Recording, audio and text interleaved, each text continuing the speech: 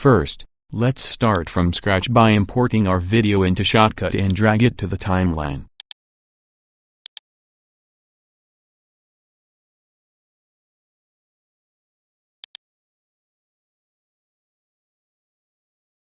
Drag the playhead to where you want the slow motion or fast forward effect to start.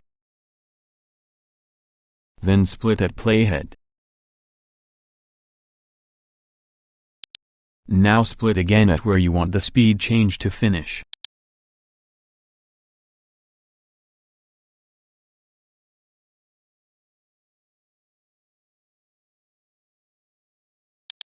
Right-click the part you have split, then select Properties.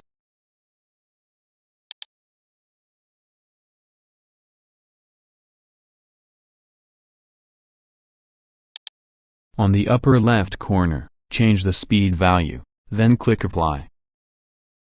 The higher it is, the fastest the video will play and the shorter it will be, and vice versa. Drag to connect the rest of the video to the longer or shorter part to make it continuous.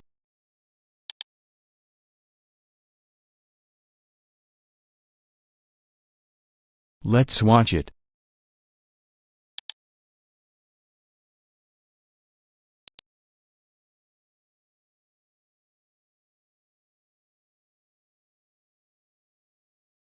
All done. Please subscribe.